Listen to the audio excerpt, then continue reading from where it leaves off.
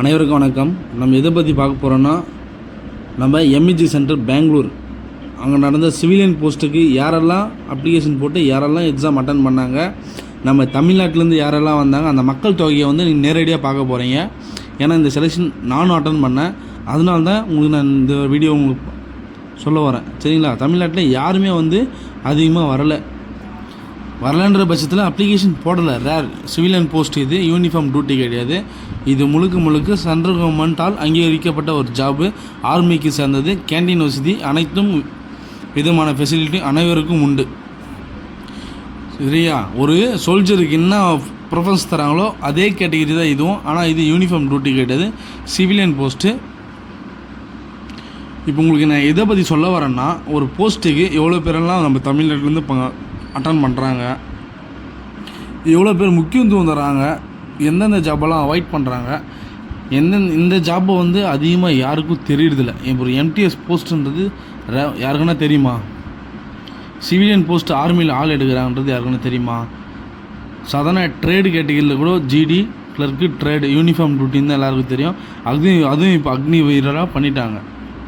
அது முழுக்க எல்லாருக்கும் தெரிஞ்ச ஒரு விஷயம். இப்போ பார்த்தீங்கன்னா சிவிலியன் போஸ்ட்லேயும் பார்பருக்கும் எடுக்கிறாங்க, ப்ளஸ் வந்து குக்குக்கும் எடுக்கிறாங்க, ப்ளஸ் வந்து MTS post, LDC, tradesman and messenger, இந்த கேட்டகிரிலெல்லாம் நம்ம சிவிலியன் போஸ்ட்டுக்கு தாராளமாக வேக்கன்சி உண்டு. லாஸ்ட் டைம் பார்த்தீங்கன்னா ஏஓசி ரெஜிமெண்ட்டு, எம்இஜி ரெஜிமெண்ட்டில் வேக்கன்சி ஒன்றா விட்டுருந்தாங்க. ஆனால் வேக்கன்சி ரொம்ப கம்மி தான். ஆனால் ஆல் ஓவர் இந்தியா காம்படிஷன் அப்படின்ற பட்சத்தில் 1, 2ன்னு இருக்கிற வேக்கன்சியை வந்து யாரும் ஃபில் பண்ணுறதுக்கு முன்னுரிமை கொடுக்கறதில்ல. ஏன்னா அந்தந்த துறையில் அந்தந்த டிபார்ட்மெண்ட் ஆளுங்களே போயிடுவாங்க. ஃபார் எக்ஸாம்பிள் எல்லோரும் யோசிக்கிறது என்னன்னா, ஒரு 10 வேக்கன்சி இருக்குன்னா அந்த டிபார்ட்மெண்ட்டு அண்ணன் தம்பிங்கன்னா அந்த எம்இஜி சென்டரில் இருப்பாங்க, அவங்க மூலிமா அவங்க உள்ளே போயிடுவாங்க. நம்மளாம் எதுக்கு ப்ரோ அப்ளிகேஷன் போட்டு நம்மளுடைய டிரான்ஸ்போர்ட் சார்ஜ் வேஸ்ட் பண்ணோம், இல்லை நீங்கள் ஏதாச்சும் ஒர்க் பண்ணிகிட்டு இருப்பீங்க, அதுக்கு லீவ் போட்டு நாங்கள் போய் அந்த எக்ஸாம் அட்டன் பண்ணணும், அந்த மாதிரி யோசிக்கிறவங்க தான் பல பேர் உண்டு. அட்டன் பண்ண விதம் பார்த்தீங்கன்னா, ஃபஸ்ட்டு வந்து ரிட்டன் எக்ஸாம் தான். நீங்கள் ரிட்டன் எக்ஸாம் பாஸ் பண்ணிட்டீங்கன்னா எந்த ட்ரேடானா இருக்கட்டும், நீங்கள் இப்போ 5 ட்ரேட் கேட்குறாங்கன்னு வச்சிங்க, நீ அந்த அஞ்சு ட்ரேடுக்குமே நீங்கள் குவாலிஃபைடு இருந்தீங்கன்னா நீங்கள் 5 ட்ரேடுக்குமே தனிப்பட்ட முறையில் 1 by 1 நீங்கள் அப்ளிகேஷன் போடலாம். இது ஒரு அப்ளிகேஷன், இது 2வது ஒரு அப்ளிகேஷன், 3வது ஒரு அப்ளிகேஷன், தனிப்பட்ட முறையில் ஒரு துறைக்கும் நீங்கள் அப்ளிகேஷன் போடலாம். நீங்கள் டெக்னிக்கலுக்கும் போடலாம், கிளர்க்குக்கும் போடலாம், ப்ளஸ் வந்து நீங்கள் எம்டிஎஸ் கேட்டகரிக்கும் போடலாம். எக்ஸாம் வந்து தனித்தனியாக தான் கண்டக்ட் பண்ணுவாங்க. அதனால் உங்களுடைய முடிவு. சரிங்களா? ஃபஸ்ட்டு வந்து நீங்கள் அப்ளிகேஷன் போட்டு அதிலேருந்து ஒரு 1.5 மாதத்தில் உங்களுக்கு வந்து கால்ஃபர் லெட்டர் வரும். உங்களுக்கு அட்மிட் கார்டு ஷார்ட் லிஸ்டிங் பண்ணியாச்சு, நீங்கள் உங்களை செலக்ட் பண்ணியிருக்கோம், நீங்கள் வந்து எக்ஸாம் அட்டன் பண்ணலாம். உங்களுக்கு ஆல் டிக்கெட்டு டேரெக்டாக உங்களுக்கு போஸ்ட் மூலிமா வரும். நீங்கள் வந்து அப்ளிகேஷன் போடும்போது 2 கவர் வச்சு தான் நீங்கள் அப்ளிகேஷன் போடுவோங்க. இது யாருக்குமே தெரியுதில்ல, ரேர். நான் சொல்கிறேன் கேட்டுங்க. நெக்ஸ்ட் ப்ராசஸ் பார்த்தீங்கன்னா, உங்களுக்கு ஆல் டிக்கெட் வந்தோடனே நீங்கள் ரிட்டன் எக்ஸாம் அட்டன் பண்ணிட்டோன்னே கரெக்டாக அதுலேருந்து ஒரு 1 மந்தில் உங்களுக்கு ரிட்டன் லெட்டர் வரும். நீங்கள் பாஸ் ஆர் ஃபெயில். சரிங்களா? Pass or fail. நீங்கள் பாஸ் பண்ணிட்டாலும் லெட்டர் வரும், நீங்கள் ஃபெயில் ஆகிட்டாலும் உங்களுக்கு லெட்டர் இன்டிமேட் பண்ணிவிடுவாங்க.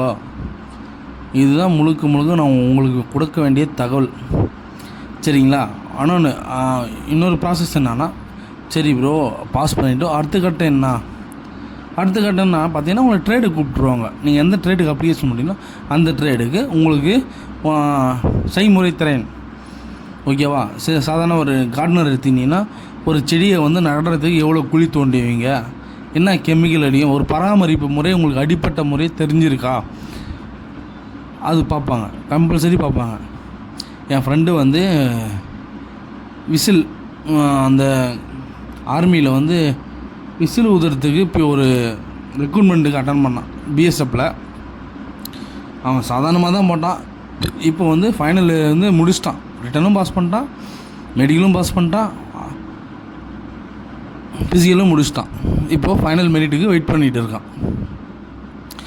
இது எல்லாமே நான் எது சொல்ல வரேன்னா, நம்மளுக்கு கிடைக்குதோ இல்லையோ, கிடைக்க போதோ, நீங்கள் அப்ளிகேஷன் போடுற விதத்தில் தான் இருக்குது, நீங்கள் அட்டன் பண்ணுற விதத்தில் தான் இருக்குது. அப்ளிகேஷன் போடும் போது இது நடந்துருமா, அப்படி ஆகிடுமானெல்லாம் யோசிக்காதீங்க. உங்களுக்கு என்ன ஆகுன்றது கடவுள்கிட்ட இருக்குது, நாளைக்கு என்னன்றது உங்கள் கையில் இருக்குது. அதனால் வாய்ப்புன்றது ஒரு முறை தான் சொல்லுவேன், கரெக்டாக நீங்கள் பயன்படுத்திங்க. இது மாதிரி அப்ளிகேஷன் பல விதமாக வருது, மோஸ்ட்லி யாரும் ட்ரை பண்ணுறதில்ல. நீங்கள் ட்ரை பண்ணுங்கள். லேடிஸ் அண்ட் ஜென்ட்ஸ் இருபாலரும் விண்ணப்பிக்கலாம். சிவிலியன் போஸ்ட் ஆர்மி நீங்கள் யாரை வேணால் கேட்டுங்க. ஒரு 3 லேடிஸ் வந்தாங்க இந்த செலெக்ஷனுக்கு. அது எம்டிஎஸ் கேட்டகரியே 3 லேடிஸ் வந்தாங்க. அது உத்தரகாண்ட்லேருந்து வந்தாங்க. நம்ம தமிழ்நாட்டிலேருந்து யாரா வந்தாங்களா பாருங்கள், ஒருத்தனும் கிடையாது. ஒரே ஒரு பையன் வேலூர் மாவட்டத்துலேருந்து ஒருத்தன் வந்தான், அவ்வளோதான். தமிழ்நாட்டிலேருந்து 2 பேர் போனால் நான் இன்னொரு பையன். ஏன்னா விஷயம் நம்ம கேதர் பண்ணுறோம், நம்ம வந்து அதிலே வந்து கேதர் பண்ணுறோம். நம்ம பசங்கிட்ட கேட்குறோம், ஃப்ரெண்ட்ஸ் சர்க்கிள் டிபார்ட்மெண்ட் ஆளுங்கிட்ட கேட்குறோம், அடுத்த நோட்டிஃபிகேஷன் எப்போ வரும், அடுத்த தகவல் எப்போ வரும், அடுத்து இந்த டிபார்ட்மெண்ட் ஆள் எடுத்துட்டாங்களா எம்இஜி சென்டர், அப்படியே ஏசி சென்டரில் எப்போ வரும், டேரக்ட் ஒன் எப்போ வரும், A to Z நம்ம ஸ்டெப் பை ஸ்டெப்பாக ஒருத்தர்கிட்ட கேதர் வாங்கிட்டே இருக்கணும். இப்போ நம்ம ஒரு செலெக்ஷன் அட்டன் பண்ணுறோம், அந்த இடத்துல ஒரு 10 பேர் நம்மளுக்கு வந்து இன்ஃபர்மேஷன் கொடுக்குற ஆள் இருப்பாங்க, நம்மளை மாதிரி கேதர் பண்ணுறவங்க இருப்பாங்க. அவங்ககிட்ட நம்ம phone number, contact number A to Z வாங்கிட்டோன்னா நம்ம அப்போ அவங்ககிட்ட வாட்ஸ்அப் மூலியமாவோ ஃபோன் மூலியமோ நம்ம தகவல் பரிமாறிக்கணும். ஏன்னா அந்த தகவல் நம்ம வாங்கிட்டிங்கன்னா கண்டிப்பாக அடுத்த செலெக்ஷனில் நம்ம அட்டன் பண்ணுறதுக்கு அதிகபட்ச வாய்ப்பு இருக்குது. சில விஷயம் நம்ம தெரிஞ்சுக்கலாம். ஃபார் எக்ஸாம்பிள், கண்டிப்பாக அடுத்த தகவல் கண்டிப்பாக நான் மேக் பண்ணி போடுவேன், மிஸ் பண்ணிடாதீங்க. இப்போ நான் காட்டுற மாதிரியா இந்த இடம் தான் எம்இஜி சென்டர் பெங்களூர். நம்ம எம்இஜி சென்டர் இருக்கிறதுக்கு நம்ம ரொம்ப பெருமையாக இருக்கணும், சரிங்களா? இது வந்து இருக்குது வேர்ல்டுலே, நம்ம இந்தியாவிலே வந்து 2வது இடம். ஆர்மியிலே பெரிய ரெஜிமெண்ட்டு இதுதான், எம்இஜி சென்டர் தான் பெரிய ரெஜிமெண்ட். பெங்களூரில் மிகப்பெரிய இடமா இருக்கும். ஒரு மலையே வாங்கிட்ட மாதிரி, ஒரு மலான ஒரு காட்டில் போய் விட்டால் எங்கே போகணுன்னே தெரியாது. அந்த கேட்டகரி இது.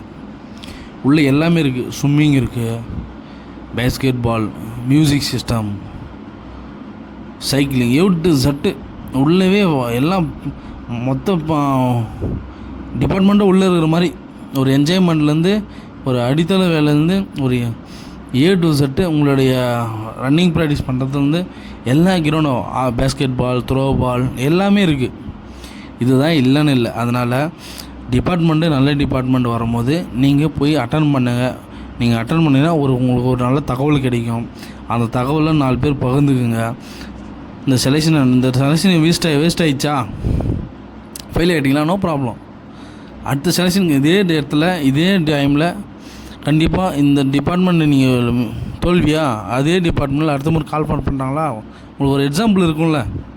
இதுதான் லாஸ்ட் டைம் நான் போய் எக்ஸாம் எழுதிட்டு வந்தேன், இதுதான் நான் மிஸ் பண்ணேன், இந்த மாதிரி தான் கேள்வி கேட்டான், அடுத்த முறை பார்த்துக்கலாம், கண்டிப்பாக பாஸ் பண்ணிவிடுவேன். அந்த மாதிரி ஒரு தன்னம்பிக்கை கண்டிப்பாக எல்லாருக்கும் வந்துடும். அதனால் எல்லாருமே வேஸ்ட் பண்ணாதீங்க. நம்ம அப்லோட் பண்ணுற நேரத்தில், நம்ம வீடியோ போடுற நேரத்தில் எல்லோரும் வாட்ச் பண்ணுங்கள். உங்கள் ஃப்ரெண்ட்ஸ் சர்க்கிளில் யாரெல்லாம் ஆர்மிக்குன்னு துடிக்கிற நண்பர்கள் யாரா இருக்காங்களோ, எந்த ஆர்மின்னு பட்சத்தில் ஆர்ம்டு ஃபோர்ஸு, CRP, BSF இந்த மாதிரி கேட்டகிரியில் யாருனா போகிறாங்களோ, சென்ட்ரல் கவர்மெண்ட் போலீஸ் எல்லாம் சூப்பரையா, உண்மையாக சொன்னால் அதுதான். ஏன்னா சென்ட்ரல் கவர்மெண்ட்டை பொறுத்த வரைக்கும் ஆர்மியில் வந்து சலுகை அதிகம், சென்ட்ரல் கவர்மெண்ட் போலீஸில் சேலரி அதிகம், அலவன்ஸ் அதிகம் ஆர்மியில். இது சென்ட்ரல் கவர்மெண்ட் போலீஸில் ப்ரிஃபரன்ஸ் இருக்குது.